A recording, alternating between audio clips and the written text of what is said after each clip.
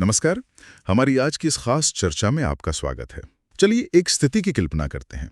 मान लीजिए कि किसी पर एक छोटे शहर में किसी अपराध का आरोप लगा है। अब शहर में एक बहुत प्रभावशाली व्यक्ति उसके खिलाफ है और ऐसा लगता है कि मीडिया से लेकर आम जनता तक सबने उसे पहले ही दोषी मान लिया है। तो ऐसे माहौल में उसे निष्पक्ष सुनवाई कैसे मिल सकती है? क्या हमारा कानूनी सिस्टम उसे इस माहौल से बाहर निकलने का कोई रास्ता देता है? बिल्कुल देता है। और यही रास्ता हमारी आज की चर्चा का केंद्र है। भारतीय न्याय व्यवस्था में एक बहुत शक्तिशाली, आप कह सकती हैं, एक सेफ्टी वॉल्व या सुरक्षा तंत्र मौजूद है, जो ठीक ऐसी ही स्थितियों के लिए बनाया गया है। आज हम भारतीय नागरिक सुरक्षा संहिता 2023 के अध्याय 33 पर बात करेंगे, जिसका नाम है आपराधिक मामलों का अंतरण, यानी ट्रांसफर ऑफ क्रिमिनल केसेस। अच्छा, तो ये अध्याय एक तरह से न्याय सुनिश्चित करने का एक टूल है। आज हम इसी को समझने की कोशिश करेंगे। जैसा कि आपने कहा, ये कानून के छात्रों के लिए एक बहुत अहम विषय है। तो चलिए इस पूरे तंत्र को परत दर परत समझते हैं कि ये काम कैसे करता है और सबसे जरूरी क्यों करता है। शुरुआत सबसे ऊंची अदालत से करते हैं। सुप्रीम कोर्ट के पास इस मामले में क्या शक्तियां हैं? देखिए, सुप्रीम कोर्ट इस तंत्र के शिखर पर है और उसके पास सबसे व्यापक शक्तियां हैं।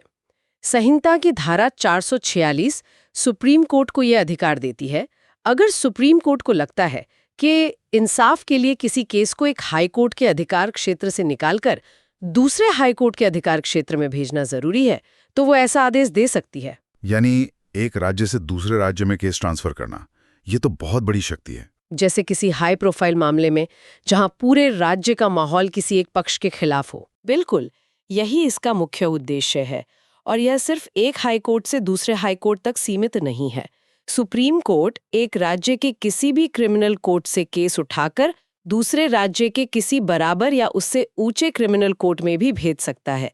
लेकिन दिलचस्प बात यह है कि सुप्रीम कोर्ट यह कदम अपनी मर्जी से नहीं उठाता। तो फिर ये प्रक्रिया शुरू कैसे होती है? इसके लिए या तो भारत के अटॉर्नी जनरल आवेदन देते हैं या फिर मामले से जुड़ा कोई हितबद्ध पक्षकार यानी इंटरेस्टेड पार्टी, जैसे कि अभियुक्त या पीड़ित पक्ष। हाँ बिल्कुल, उन्हें एक विधिवत प्रस्ताव यानी मोशन के जरिए आवेदन करना होता है। और अगर आवेदन करने वाला अटॉर्नी जनरल या एडवोकेट जनरल नहीं है, तो उसे एक शपथ पत्र मतलब एफिडेविट भी देना होता है, जिसमें वो कसम खाकर कहता है कि आवेदन में दिए गए आधार सच हैं। लेकिन इस शक्ति का दुरुपयोग भी तो हो सकता है। कोई सिर्फ मामले को लटकाने के लिए या दूसरे पक्ष को परेशान करने के लिए दिल्ली तक पहुंच जाए और अर्जी लगा दे। कानून बनाने वालों ने इस बात का पूरा ध्यान रखा है। उसी धारा में ये भी साफ लिखा है कि अगर सुप्रीम कोर्ट को लगता है कि आवेदन बेकार का था, फ्रिवलस था या सिर्फ परेशान करने के इरादे से किया गया था, तो वो आवेदन करने वाले पर हर्जाना लगा सकता है। अच्छा। जी, ये हर्जाना उस पक्ष को दिया जाएगा जिसने इस अर्जी का विरोध किया था। ये एक तरह का जुर्माना है, ताकि कोई इस गंभीर प्रक्रिया का मजाक ना बना सके। ठीक है। तो सुप्रीम कोर्ट का अधिकार क्षेत्र पूरे देश पर है जब मामला एक राज्य से दूसरे राज्य का हो। लेकिन ज्यादातर मामले तो एक ही राज्य के अंदर के होते होंगे। अगर किसी को लगता है कि उसे अपने ही राज्य में बस एक जिले से दूसरे जिले में केस ट्रांसफर करवाना है, तो क्या होता है? यहाँ हाईकोर्ट की भूमिका आती होगी। एकदम सही पकड़ा आपने। ज्यादातर मामले हाईकोर्ट के स्तर पर ही सुलझते हैं। धारा 447 हाईकोर्ट की शक्तियों के बारे में बताती है और इसके आधार बहुत स्पष्ट है।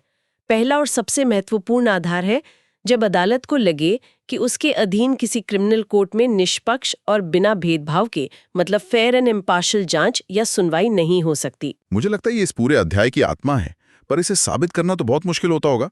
सिर्फ कह देने से तो नहीं चलेगा कि मुझे जज पर भरोसा नहीं है। बिल्कुल नहीं, इसके लिए ठोस वजहें दिखानी पड़ती हैं, जैसे कि जज ने खुले कोर्ट में कोई ऐसी टिप्पणी कर दी हो जिससे उसका झुकाव जाहिर होता हो, या उस इलाके का माहौल इतना खराब हो कि गवाह डर के मारे सच बोलने की हिम्मत ही ना कर पा रहे हों।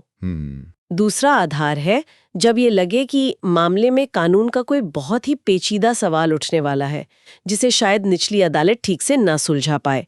और तीसरा आधार थोड़ा सामान्य है, जैसे गवाहों या पक्षकारों की सुविधा या मोटे तौर पर इंसाफ के लिए ऐसा करना जरूरी हो। और इन आधारों पर हाईकोर्ट क्या-क्या कर सकता है? क्या वो सिर्फ केस को एक कोर्ट से दूसरे कोर्ट में भेजता है? नहीं, उसके पास 4 अलग-अलग तरह के आदेश देने की शक्ति है।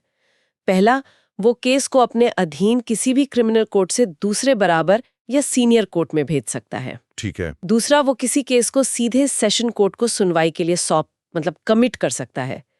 तीसरा, वो किसी ऐसे कोर्ट को भी सुनवाई का आदेश दे सकता है जो तकनीकी रूप से उस केस के लिए योग्य न हो पर सक्षम हो। और चौथा, आपने कहा था 4 है। चौथा सबसे दिलचस्प और शक्तिशाली आदेश है।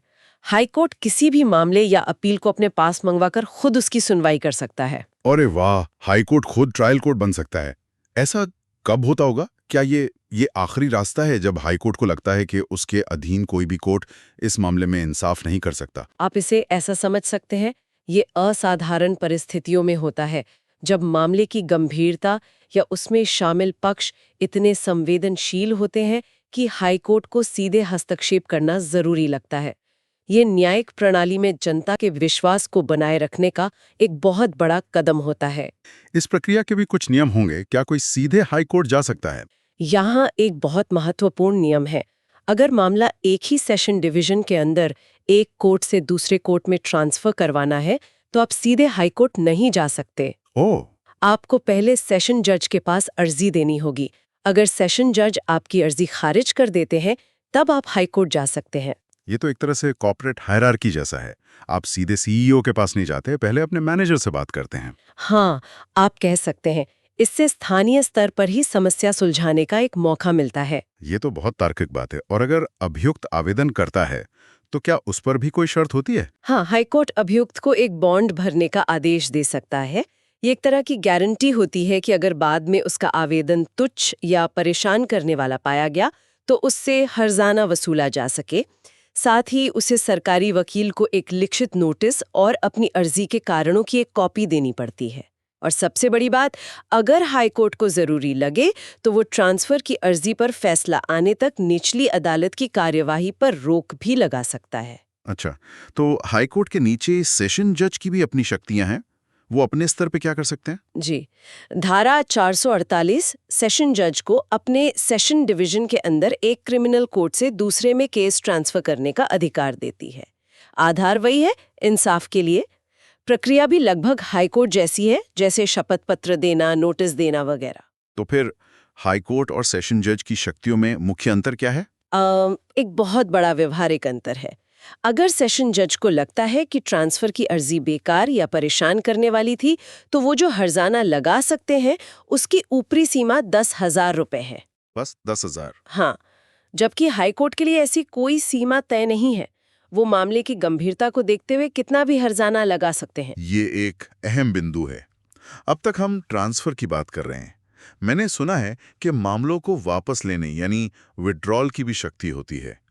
ट्रांसफर और विड्रॉल सुनने में तो एक जैसे लगते हैं, क्या इनमें कोई व्यवहारिक अंतर है? ये बहुत अच्छा सवाल है। इनमें एक सूक्ष्म लेकिन महत्वपूर्ण अंतर है। देखिए, ट्रांसफर आमतौर पर एक कोर्ट से दूसरे कोर्ट में मामले को भेजने के लिए होता है। विड्रॉल या वापस लेना एक सीनियर कोर्ट की शक्ति है कि वो अपने अधीन किसी कोर्ट से मामले को वापस अपने पास मंगा ले। धारा 449 सेशन जज को ये शक्ति देती है। वो किनसे मामले वापस ले सकते हैं? सेशन जज अपने नीचे काम कर रहे किसी भी एडिशनल सेशन जज से कोई मामला या अपील वापस मंगा सकते हैं, लेकिन इसकी एक शर्त है। शर्त ये है कि उस मामले में सुनवाई शुरू ना हुई हो। एक बार गवाही शुरू हो गई तो फिर मामला वापस नहीं मंगाया जा सकता। इसके अलावा वो अपने अधीन मुख्य न्यायिक मजिस्ट्रेट यानी सीजेएम से कोई भी मामला या अपील वापस ले सकते हैं। और मामला वापस लेने के बाद सेशन जज क्या करते हैं? उनके पास 2 विकल्प होते हैं। या तो वो खुद उस मामले की सुनवाई करें या फिर उसे किसी दूसरे सक्षम कोर्ट को सुनवाई के लिए सौंप दें। ये शक्ति उन्हें कोर्ट के काम को सुचारू रूप से चलाने और न्याय सुनिश्चित करने में मदद करती है। ये पूरी संरचना ऊपर से नीचे तक एक जैसी लग रही है। सुप्रीम कोर्ट, फिर हाई कोर्ट, फिर सेशन जज। तो सबसे निचले स्तर पर यानी मजिस्ट्रेट के स्तर पर भी ऐसी ही शक्तियां होंगी। बिल्कुल, ये संरचना जमीनी स्तर तक जाती है। धारा 445 मुख्य न्यायिक मजिस्ट्रेट सीजेएम को शक्ति देती है कि वो अपने अधीन किसी भी मजिस्ट्रेट से कोई भी मामला वापस ले सकते हैं या वापस मंगा सकते हैं। फिर वो या तो खुद उसकी जांच या सुनवाई करते हैं या किसी दूसरे सक्षम मजिस्ट्रेट को सौंप देते हैं। तो ये शक्ति अक्सर कब इस्तेमाल होती होगी? क्या ये भी पक्षपात के आरोपों पर होती है या इसके कुछ प्रशासनिक कारण ज्यादा होते हैं? ये एक बहुत ही व्यवहारिक सवाल है। मजिस्ट्रेट स्तर पर ये शक्ति दोनों कारणों से इस्तेमाल होती है। कभी कभी पक्षपात की शिकायत हो सकती है, लेकिन ज्यादातर इसका इस्तेमाल प्रशासनिक वजहों से होता है। जैसे एक मजिस्ट्रेट के पास बहुत ज्यादा केस हो गए हैं, तो उनका काम का बोझ कम करने के लिए सीजेएम कुछ केस दूसरे मजिस्ट्रेट को दे सकते हैं, या कोई मजिस्ट्रेट लंबी छुट्टी पर चले गए हों। अच्छा। इसी तरह धारा 451 जिला मजिस्ट्रेट मतलब डीएम और उपखंड मजिस्ट्रेट यानी एसडीएम को अपने अधीन कार्यपालक मजिस्ट्रेटों से मामले लेने देने की शक्ति देती है। इस पूरे अध्याय के आखिर में एक बहुत छोटी सी धारा है, धारा 452। ये कहती है कि सेशन जज या मजिस्ट्रेट को ट्रांसफर या विड्रॉल का आदेश देते समय उसके कारण लिखने होंगे। ये तो एक सामान्य प्रक्रियात्मक बात लगती है, बस कागजी कार्रवाई। नहीं, इसे सिर्फ काव्य कार्रवाई समझना बहुत बड़ी भूल होगी। सच कहूं तो ये छोटी सी धारा इस पूरे अध्याय का सबसे महत्वपूर्ण सिद्धांत है। ये न्यायिक विवेक पर लगाम है। न्यायिक विवेक पर लगाम, इसका क्या मतलब हुआ? इसका मतलब है कि कोई भी जज अपनी मनमर्जी से शक्ति का इस्तेमाल नहीं कर सकता। जब उन्हें अपने फैसले का कारण कागज पर लिखना पड़ता है, तो ये सुनिश्चित हो जाता है कि फैसला भावनाओं या किसी दबाव में नहीं, बल्कि ठोस कानूनी तर्कों के आधार पर लिया गया है। इससे पारदर्शिता आती है। बिल्कुल। इससे ऊपरी अदालतें भी ये जांच सकती हैं कि ट्रांसफर का आदेश सही था या नहीं। बिना कारण बताए दिया गया कोई भी आदेश मनमाना माना जाएगा और उसे रद्द किया जा सकता है। ये जवाबदेही तय करता है। आप समझ आया। तो आज की इस पूरी चर्चा का सार यह है कि हमारा न्याय शास्त्र इस सिद्धांत पर बना है कि न्याय सिर्फ होना ही नहीं चाहिए, बल्कि होते हुए दिखना भी चाहिए। और ये पूरा अध्याय उसी दिखने को सुनिश्चित करने का एक तंत्र है। एकदम सही। हमने देखा कि कैसे सुप्रीम कोर्ट से लेकर मजिस्ट्रेट तक हर स्तर पर एक निगरानी प्रणाली है, ताकि किसी भी व्यक्ति को ये न लगे कि उसके साथ पक्षपात हो रहा है।